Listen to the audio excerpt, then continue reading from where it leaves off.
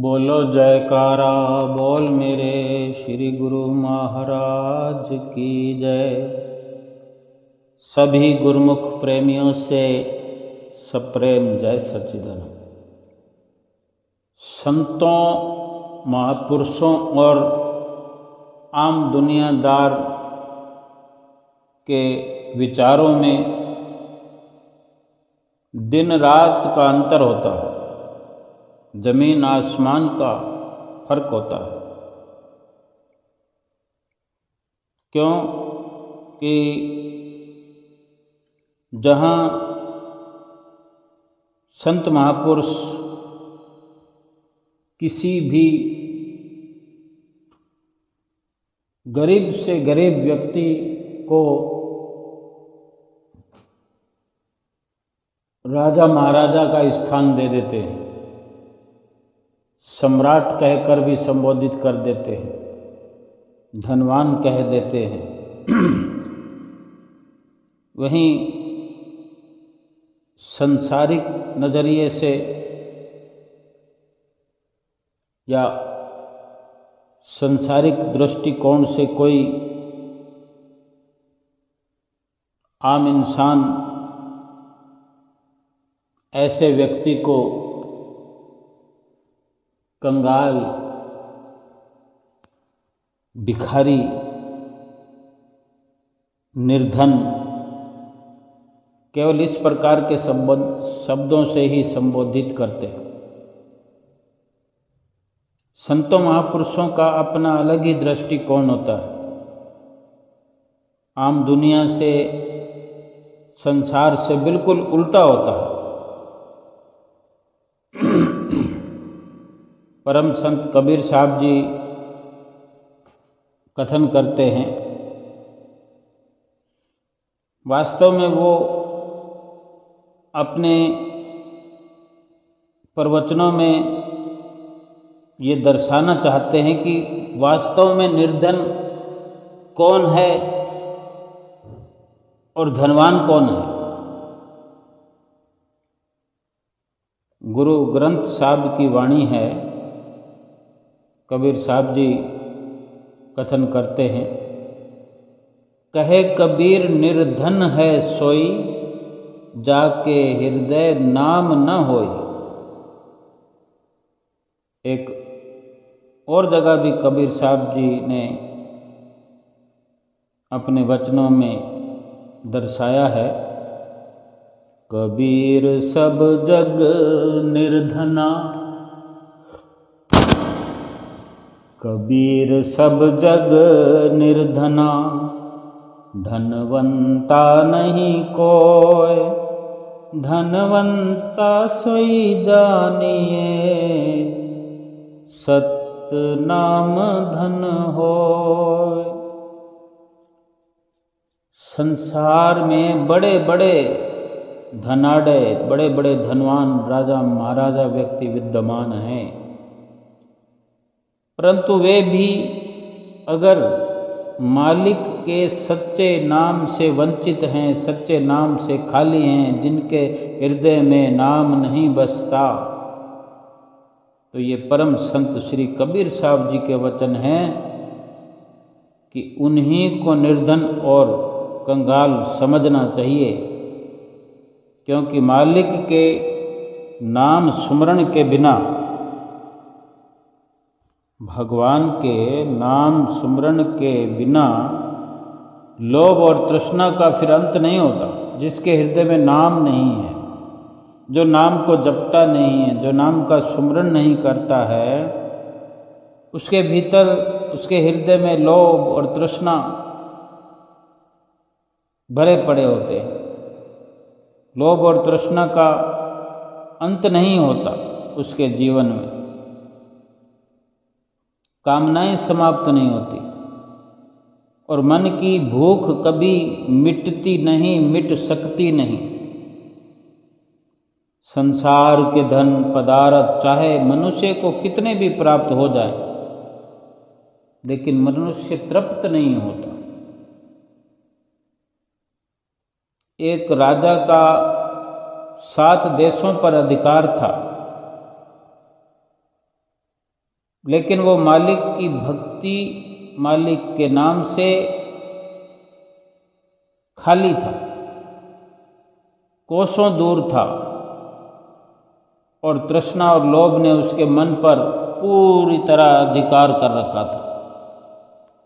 वो तो 7 देशों पर अधिकार करने वाला कहलाता था, 7 राज्यों पर उसका अधिकार था, 7 देशों पर। लेकिन उसी के दिल पर तृष्णा और लोभ ने अधिकार कर रखा था, कब्जा जमा रखा था। और तृष्णा के वशीभूत होकर उसने एक और देश को जीतने का विचार बनाया और अपनी विशाल सेना को लेकर चल पड़ा। आक्रमण करने के लिए निकला था। राजा, चूँकि हम जानते हैं पालकी में सवार होकर जाया करते हैं, पूरा दमखम लाव लश्कर के साथ।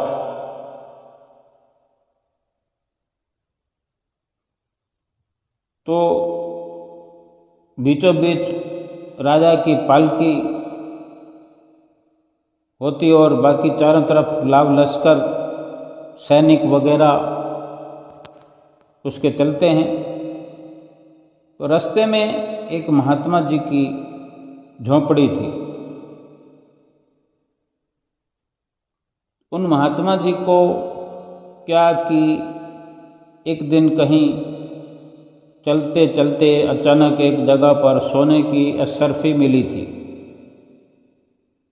उस अशर्फी को उन्होंने उठा लिया, ये सोचकर अपने पास रख लिया कि कभी कोई ऐसा व्यक्ति मिलेगा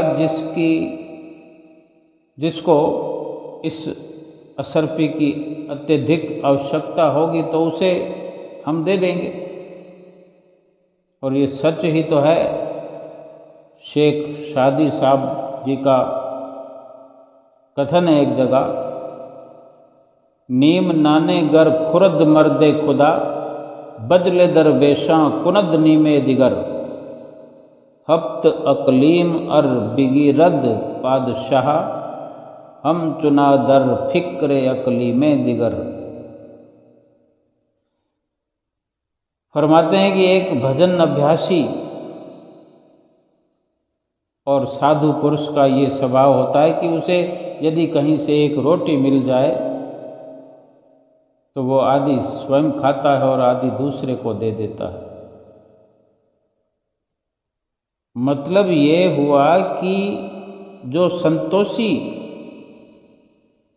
जीव होते हैं, जो साधु पुरुष होते हैं, वास्तव में जिनका मन सधा हुआ होता है, जिनने अपना मन साध लिया होता है, वही साधु होते हैं। और ऐसे साधु जीवन संतोष का व्यतीत करते हैं और संतोष रूपी जीवन व्यतीत करते हुए अपने मालिक इष्ट देव के सुमरन ध्यान में लीन रहते हैं। और इसके उल्ट जो तृष्णालु होते हैं, तृष्णा वाले व्यक्ति, जिनकी तृष्णा भड़कती रहती है कि ये भी पालूं ये भी पालूं, ऐसे तृष्णालु उनकी ये दशा होती है, ये स्वभाव होता है कि अगर बहुत संपत्ति भी होती है, जैसे उस राजा की, जो सम्राट है, उसके अधिकार में 7 देश हैं, 7 देशों का वो राजा है, तो भी वो निकल पड़ा एक और देश पर अधिकार करने। उसको चिंता लगी हुई है कि कब एक और देश पर मैं फतह प्राप्त करूं। इसी उधेड़ बुन में रहते, उनको नींद नहीं आती।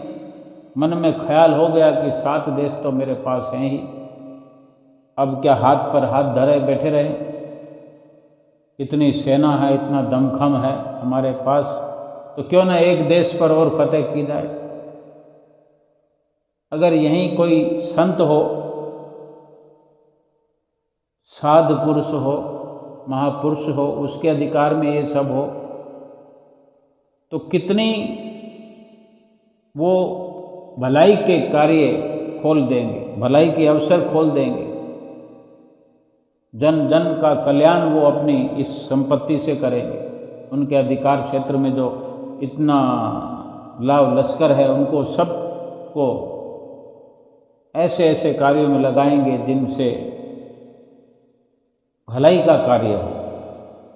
लेकिन ऐसे तृष्णालु इंसान 7 देशों पर अधिकार होते हुए भी अपनी सेना को एक और देश जीतने के लिए इस्तेमाल करने के लिए निकल पड़ते हैं और इसी चिंता में लगे रहते हैं। ना रात को नींद आती है, ना दिन को चैन होता है उनको। तो जो वहाँ से निकल रहे थे और महात्मा जी को जिनकी झोंपड़ी थी, रास्ते में पता चला कि फलां अमुक राजा जो है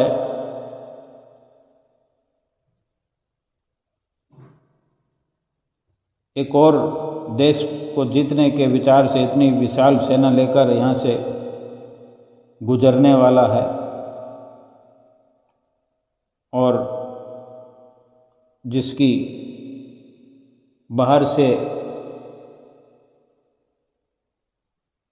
आवाज़ें आ रही थी, तो झोंपड़ी से बाहर आए और देखते ही देखते राजा की पालकी नज़दीक आई।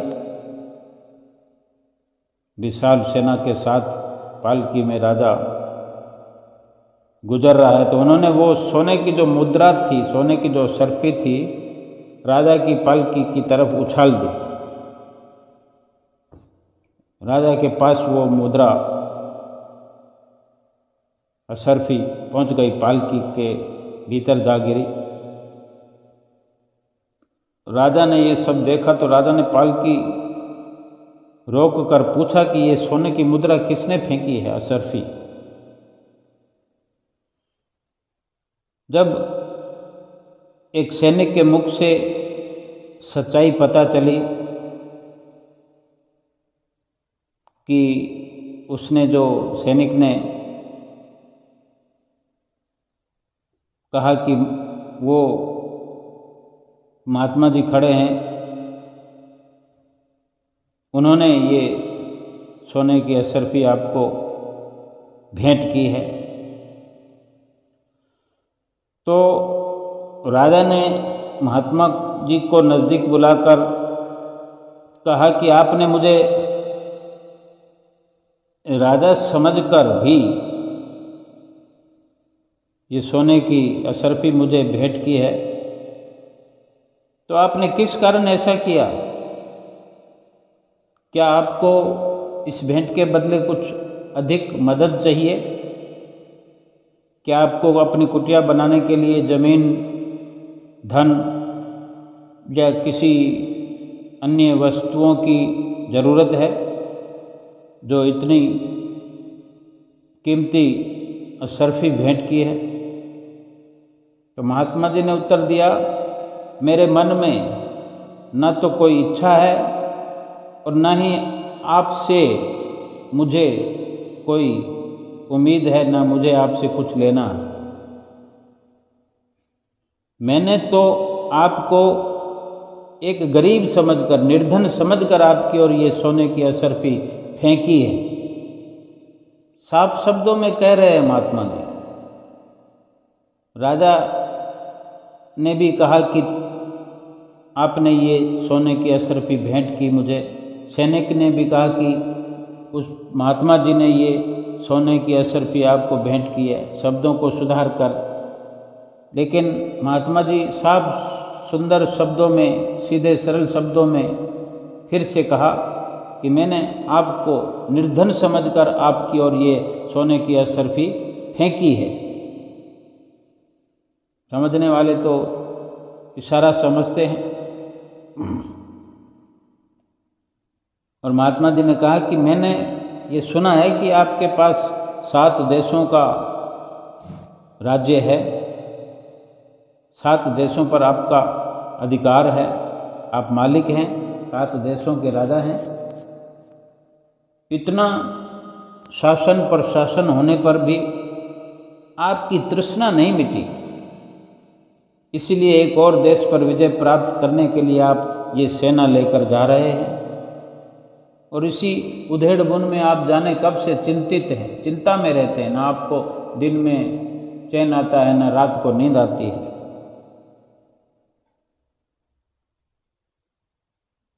ये सारी महात्मा जी की शब्दावली को सुनकर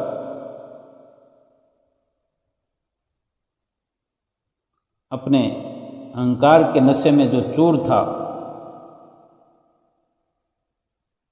समझने की बजाय राजा बोला, मैं कई देशों का राजा हूँ, जो कुछ चाहिए आप मांग लो, आप जो कुछ भी मांग लोगे मैं आपको दे दूंगा।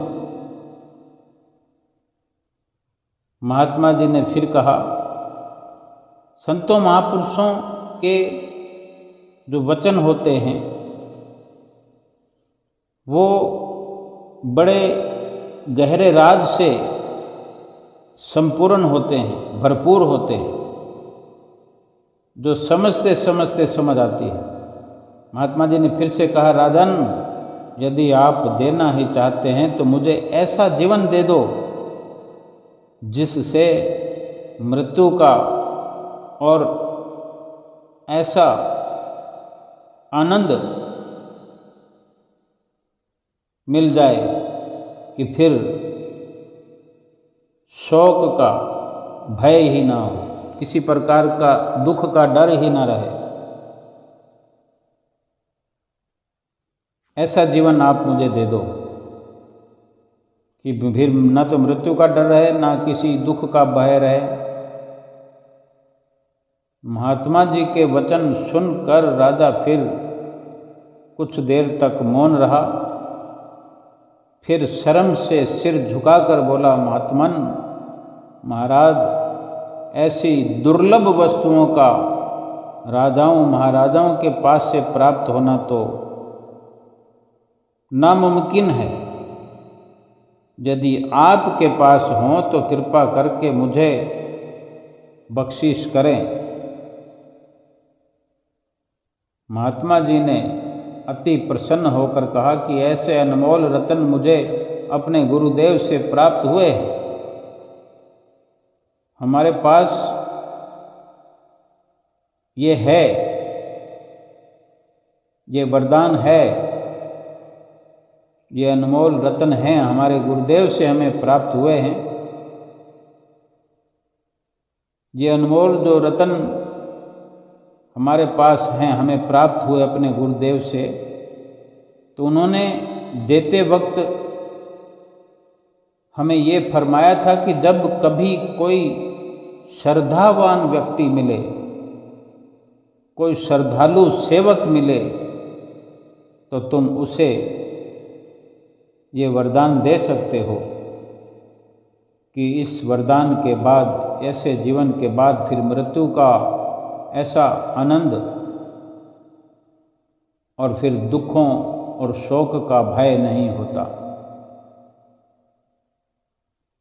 कितनी गहराई है कि ऐसा वरदान की मृत्यु में भी आनंद मिले। जहाँ हम मृत्यु के नाम से ही भय खाने लगते हैं, कपकपी दौड़ जाती है शरीर में। अगर ऐसा संभव होने वाला हो, ऐसी भनक पड़े कि हम मरने वाले हैं, केवल ऐसे ख्याल से ही शरीर कांप जाता है। और संत महापुरुष इसको वरदान कहते हैं कि अगर मृत्यु के नाम से आनंद प्राप्त होता हो, आनंद की अनुभूति होती हो, आनंद मृत्यु के ख्याल से भय नहीं बल्कि आनंद प्राप्त होता हो और किसी प्रकार के दुख का भय मिट जाए, ये रतन ही हैं, ये हीरे मोती ही हैं। सो इस प्रकार के वचन सुनकर राजा पालकी से उतर कर अत्यंत नम्रतापूर्वक महात्मा जी को प्रणाम किया और विनय की, हे प्रभु, मुझे अपना तुच्छ सेवक समझ लीजिए और ऐसे अमूल्य रत्न प्रदान कर मुझ निर्धन को धनवान बना दीजिए। वक्त आ गया और संत महापुरुष तो समय समय पर जीवों का कल्याण ही करते हैं, कल्याण करने के लिए ही धरती पर अवतरित होते हैं। महात्मा जी ने उस राजा को अधिकारी समझकर उसे नाम का उपदेश दिया और फरमाया कि तुम्हारे अंदर जो तृष्णा की ज्वाला भड़क रही है वो मालिक के नाम का निरंतर अभ्यास करने से शांत हो जाएगी और तब तुम्हें वो जीवन मिलेगा जिसे मृत्यु का और वो आनंद प्राप्त होगा जिसे शोक का भय नहीं होगा। नाम सुमरन से वो अग्नि, वो आग बुझ जाएगी। श्री गुरु ग्रंथ साहब जी में भी वचन है, सत्पुरुषों के उपदेश हैं कि प्रभ के सिमरन तृष्णा बूझे। मालिक की भक्ति और नाम सुमरन के बिना मनुष्य सदैव अतृप्त बना रहता है, तृप्त नहीं होता मालिक के भजन भक्ति सुमरन के बिना।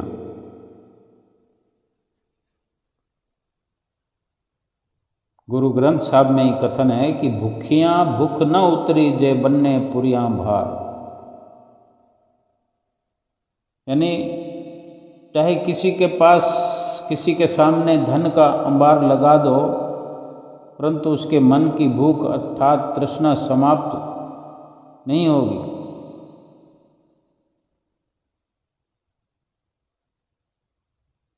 ईश्वर के नाम सुमरण में ऐसी अद्भुत शक्ति समाई हुई है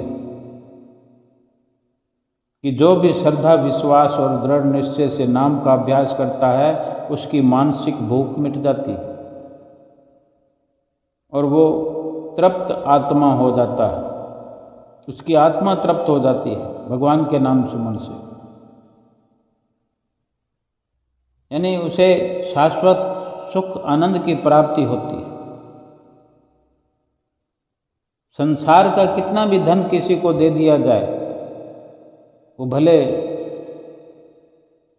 कह सकता है कि बहुत है, बहुत है, बहुत है, बहुत है, बहुत मिल गया, थोड़ी देर में फिर वो सोचेगा कि इतना और मिल जाए, अभी ये मिल जाता तो ठीक था, इतना मिल जाता तो ठीक था। हम स्वयं अपने जीवन में देख सकते हैं कि हम वर्षों पहले हमारे पास क्या था, आज बढ़ते बढ़ते बढ़ते बढ़ते एक अच्छे मुकाम पर हम अगर पहुँचे हैं, अच्छा बैंक बैलेंस है, तो क्या साथ में ये इच्छा नहीं है कि अब इतने समय में इतना बढ़ा है तो अब थोड़े समय में और इतना बढ़ जाएगा, या हर साल हम ये देखते होंगे, हिसाब लगाते होंगे कि कितना बढ़ा, पिछले साल कितना बढ़ा था, इस साल कितना बढ़ा। और एक साल की कोई म्याज तो नहीं है कि एक साल में देखना है, हो सकता है 6 महीने में हिसाब लगाते हों, या फिर हो सकता है कि रोज़ के रोज़ हमें पता लगता हो। हमने इस प्रकार की अपनी सूझबूझ बना रखी हो कि हमें नित्य प्रति ये ज़रूरत पड़ती हो, कितना हो गया, कितना हो गया। यानी इतनी खोज खबर हम अपने बैंक बैलेंस की लेते रहते हैं, अपनी संपदाओं का आकलन करते रहते हैं। आत्मिक धन के लिए हमें फुर्सत नहीं है। केवल अपने लाभ लश्कर से संसार के अंदर ही अपनी विजय पताका फहराने में लगे हुए हैं।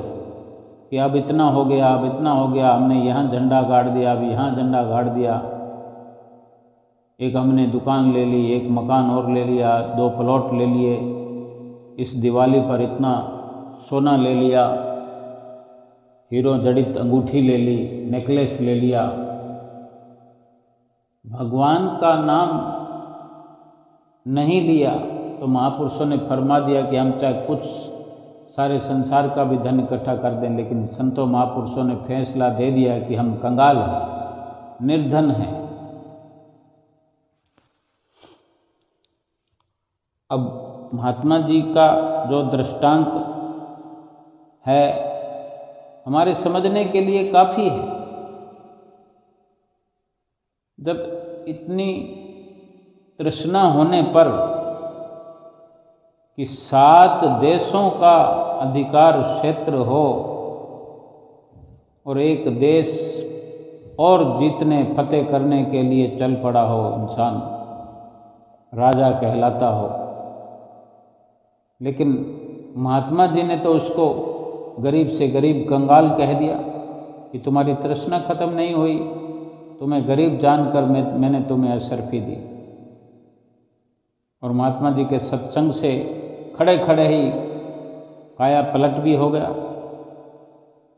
गहरा विचार अगर किया महात्मा जी के शब्दों पर, सत्संग पर, तो ये सारे उपदेश महात्मा जी के सुनकर जब वो अधिकारी बन गया, अपने आप को अधिकारी बना लिया, सेवक बना लिया,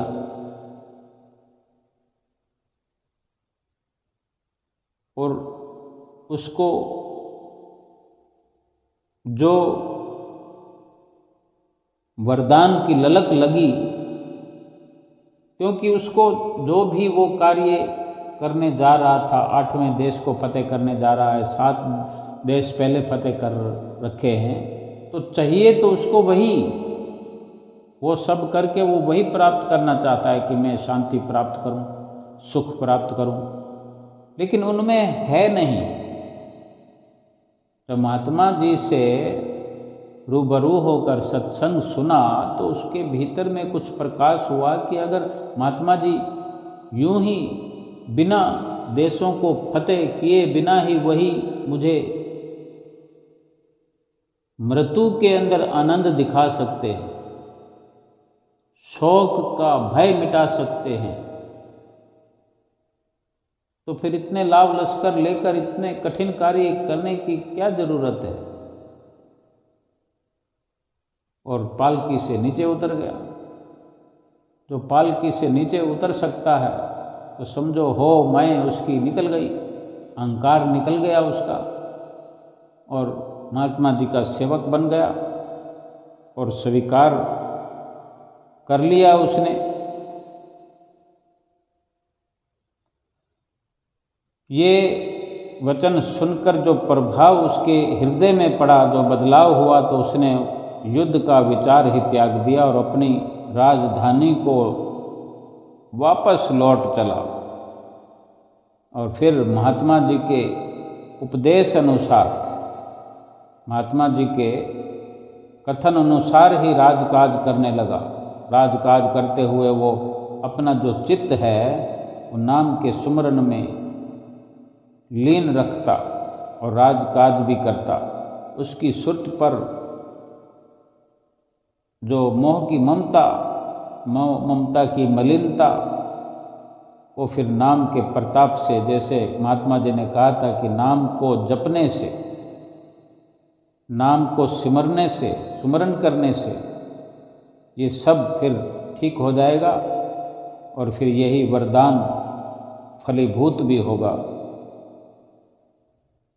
और फिर धीरे धीरे ये मलिनता उतरती गई, वो सुरती पवित्र होती गई, निर्मल होती गई, उसकी तृष्णा का समूल अंत हो गया एकदम से। फिर वो नाम भक्ति के प्रताप से फिर सम्राटों का सम्राट बन गया। ऐसा सम्राट कि उसका लोक परलोक सुधर गया, लोक परलोक संवर गया।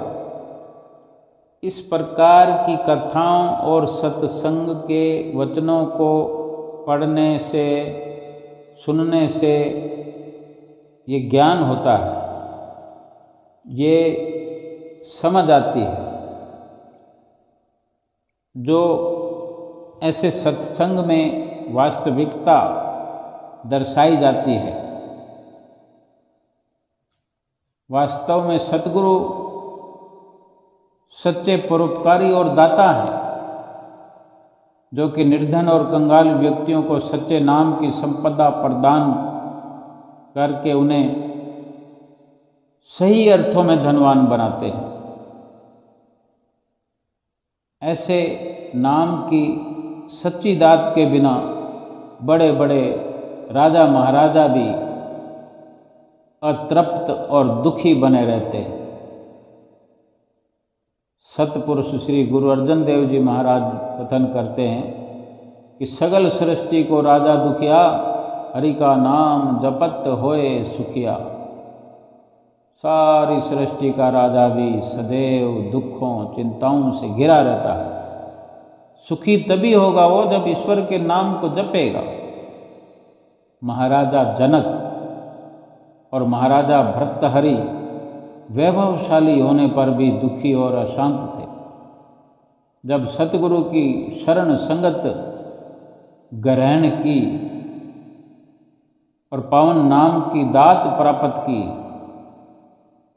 फिर उस नाम की कमाई करने पर जब उनके मन से आशा, तृष्णा आदि का अंत हुआ, कामनाओं से रहित हुआ मन और मन की मलिनता गुरु के ज्ञान से धुल गई, तब उनके हृदय में नाम और भक्ति की ज्योत जगमगाने लगी। फिर नतीजा हुआ कि मोह ममता से छुटकारा पाकर वे सच्चे आनंद में झूमने लगे। महापुरुष सुंदर शब्दों में कथन करते हैं, गुरु ग्रंथ साहब में वर्णन आया है, माई में धन पायो हरि नाम, मन मेरो धावन ते छूटियो कर बैठो विश्राम। माया ममता तन ते भागी, उपजियो निर्मल ज्ञान। लोभ मोह ए परस न साके, गही भक्ति भगवान। जन्म जन्म का संसा चूका, रतन नाम जब पाया। तृष्णा सकल विनाशी, मन ते निज सुख माही समाया। जाको होत दयाल कृपा निधि, सो गोविंद गुण गावे। कह नानक ए विधि की संपे, को गुरुमुख पावे। फरमाते हैं कि मैंने परमेश्वर के पावन नाम का सच्चा धन पा लिया है। इससे ये नतीजा हुआ कि मेरा मन इधर उधर की भाग दौड़ को छोड़कर सदा सदा के लिए संतुष्ट हो गया, शांत हो गया है। माया की आसक्ति शरीर से दूर हो चुकी है, क्योंकि हृदय में निर्मल ज्ञान का दीपक जलने लगा है, प्रकाश हो गया है। लोभ मोह आदि अब मुझे छू भी नहीं सकते, क्योंकि मैंने भगवान की भक्ति को चित्त में एकदम दृढ़ता से भर लिया है। और जब नाम रूप रतन की प्राप्ति हो गई, जन्मों जन्म के संशय भ्रम दूर हो गए, तृष्णा का अंत हो गया और मन अपने वास्तविक सुख के ठिकाने में जा समाया है, जिस पर कृपा सिंधु श्री सतगुरुदेव जी जहाँ दयाल विराजमान होते हैं, जिस पर दयाल हो जाते हैं, जिस पर दया बरसाने लगते हैं, वही परमेश्वर के गुण अनुवाद गायन करता है। सतपुरुष श्री गुरु तेग बहादुर जी महाराज फरमाते हैं, इस प्रकार की संपदा कोई कोई विरला गुरुमुख ही पाता है अपने सतगुरु से। ये नाम रूपी सच्चे धन का प्रताप है कि उसके प्राप्त हो जाने पर मनुष्य का मन पूर्णतः संतुष्ट और तृप्त हो जाता है। यानी नतीजा ये होता है कि उसे सच्ची शांति प्राप्त होती है, शांत चित्त हो जाता है। अब इसकी विपरीत स्थिति पर विचार करें। क्या कभी हमने किसी ने सुना है कि सांसारिक धन संपदा प्राप्त हो जाने पर किसी के मन की भूख मिट गई हो, मन शांत हो गया हो, तृष्णा का अंत हो गया हो, उसका मन चंचलता त्याग दे, मन भटकना छोड़ दे धन पदार्थ के मिलने से। जैसे जैसे धन बढ़ता जाता है मन एकाग्र होता जाता है। क्या ऐसा सुना? मन और चंचल होता जाता है। मन चंचलता का त्याग नहीं करता, अधिक भटकता है। यदि कोई व्यक्ति ये कहे कि मुझे बहुत सा धन प्राप्त हो गया और उसे पाकर मेरे मन को सदा सदा के लिए विश्राम हो गया है, मन शांत हो गया, मन ने भागना छोड़ दिया, तो उसकी बात को भी ऐसे ही सत्य समझा जाए जैसे कोई कहे कि मैंने आग पर मिट्टी का तेल डाल दिया और आग को शांत कर दिया। ये सत्य नहीं है तो फिर वो भी सत्य नहीं है कि धन पदार्थों के प्राप्त करने पर मन शांत हो जाए। सारी बातों से ये स्पष्ट हो जाता है, महापुरुषों के हर प्रकार के वचनों से स्पष्ट हो जाता है कि नाम धन के प्रताप से ही ऐसे अमूल्य और नित्य पदार्थ अपने अंदर से ही प्रकट होते हैं। महापुरुष कोई थैला भर के, बैग भर के या टैची सूटकेस भर के कुछ भी ऐसे नहीं देते जो अपने भीतर में डालने होते। वो पहले से हमारे भीतर भरे पड़े हैं। ऐसे शाश्वत सुख शांति के सभी रतन हमारे अंतःकरण में पहले से ही हैं, लेकिन सतगुरु के मिलन से, सतगुरु की नाम बख्शिश से, उस नाम की कमाई से वो अंदर जो भरे पड़े हैं वो प्रकट होने लगते हैं, वो प्रकट होते हैं। फिर जिनके प्रभाव से मनुष्य की आशा, तृष्णा, संसारिक कामनाएं यानी संसार को प्राप्त करने की जो इच्छाएं, कामनाएं रात दिन लगी रहती हैं, ये मिल जाए, वो मिल जाए, मैं ये प्राप्त कर लूँ, वो प्राप्त कर लूँ। सारा दिन मन कलपता रहता है, रात को भी नींद नहीं आती, दिन को भी चैन नहीं आता। ये सारी फिर कामनाएं समाप्त हो जाती हैं। जीवन में अवनति और मृत्यु का भय भी फिर समाप्त हो जाता है। जो भय लगा रहता है ना कि कहीं कोई गलत ना हो जाए, कहीं कोई दुख ना आ जाए, कहीं ऐसा ना हो जाए, कहीं वैसा ना हो जाए, ये भय समाप्त हो जाता है। आत्मिक सुख शांति प्राप्त हो जाती है। और ये आत्मिक सुख शांति ऐसा सच्चा धन है जो परलोक में भी साथ जाता है। और मालिक के धाम में तो पहुंचना ही है। मालिक के धाम में पहुंचकर वहाँ पर सम्मान दिलाता है, इज्जत दिलाता है।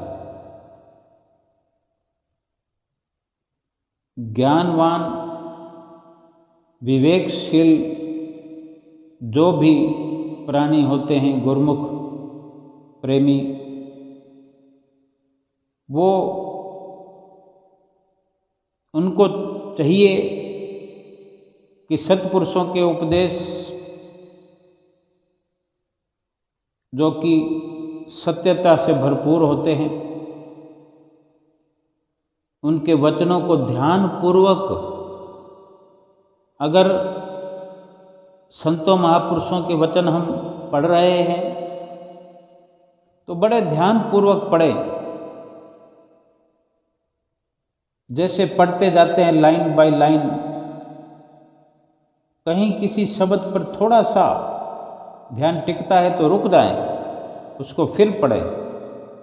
वहाँ पर अपनी नज़र गड़ा दें, अपनी दृष्टि वहाँ पर रोक दें कि ये शब्द क्या कह रहा है, इसमें कितनी गहराई है, उसकी गहराई को नापने का कार्य करें। कुछ समझकर बूझकर फिर आगे चलें।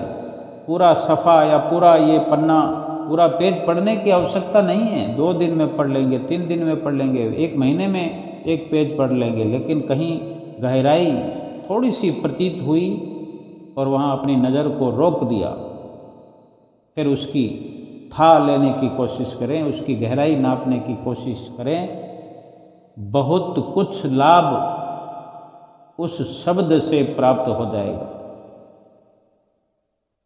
और ऐसे चाहे होड़ लगाकर कितने ही पेज पढ़ डालेंगे हम अपने एक दिन में, एक घंटे में, या जीवन में कई बार ग्रंथ को उलट पुलट कर देंगे। हमने इतनी बार पढ़ लिया जी, हमने ग्रंथ को इतनी बार पढ़ लिया, हमने रामायण को इतनी बार पढ़ लिया, हमने तो कंठस्थ कर लिया। लाभ क्या हुआ? क्या इच्छाएं मिटी, कामनाएं मिटी, मन की कल्पना या मन की भटकना शांत हुई? ऐसे नहीं पढ़ना। और अगर सुन रहे हैं, कहीं से भी सत्संग सुन रहे हैं, संतों महापुरुषों से, संतों महापुरुषों का वचनबद्ध किया हुआ कानों में सुनाई दे रहा है, किसी भी शब्द पर थोड़ा सा भी ऐसा एहसास होता है कि ये गहरा है, तो तुरंत वहाँ गौर किया जाए, उस आवाज़ को रोक दिया जाए, या फिर उसको दोबारा सुना जाए, फिर बार बार सुना जाए। जितनी बार सुनेंगे उतनी बार अलग से उसका आंसर समझ में आएगा, क्योंकि हर शब्द में गहराई होती है। जितनी बार सुनेंगे, केवल उसको सुनकर खत्म करने की जरूरत नहीं है। जब तक लाभ ना हो तब तक सुनते रहें, अवश्य लाभ होगा। ज्ञानवान कर्तव्य परायण मनुष्य को चाहिए कि सत्पुरुषों के जो उपदेशों से भरे हुए वचन हैं, ध्यान पूर्वक पढ़कर सुनकर उन पर फिर अमल भी करें। पहले तो बार बार सुने, बार बार पढ़े, फिर उस पर अमल करें। और फिर ऐसे संत महापुरुषों की वाणियाँ सुनते सुनते, संतों महापुरुषों की वाणियाँ पढ़ते पढ़ते फिर संतों महापुरुषों की संगत भी ग्रहण करें, उनके साथ रहने का अवसर ढूंढे, तलाश करें कि किस प्रकार संतों महापुरुषों की संगत नसीब होगी। उनके साथ उठना बहना, उठना बैठना रहना, ये इस प्रकार से मनुष्य जीवन का पूरा पूरा लाभ उठाया जा सकता है। सत्पुरुषों की शुभ संगति ग्रहण करने से ही सच्चे नाम की प्राप्ति भी होती है। फिर सच्चे नाम की कमाई करने का भी भीतर में एक प्रकार की लगन लगती है। और फिर इस प्रकार श्रद्धा से, लगन से नाम की कमाई करके शाश्वत जो सच्ची दौलत है भक्ति की, सच्चा सरमाया है भक्ति का, सच्ची दौलत से मालामाल हुआ जा सकता है। सच्ची संपदा से मालामाल होकर के जीव मालिक के कुल से मिलता है, मालिक के धाम में जाकर पहुंचता है। और यही इस जीवन का अनमोल लक्ष्य है, जिसे प्राप्त करके अपना जीवन सफल करना है। बोलो जयकारा बोल मेरे श्री गुरु महाराज की जय।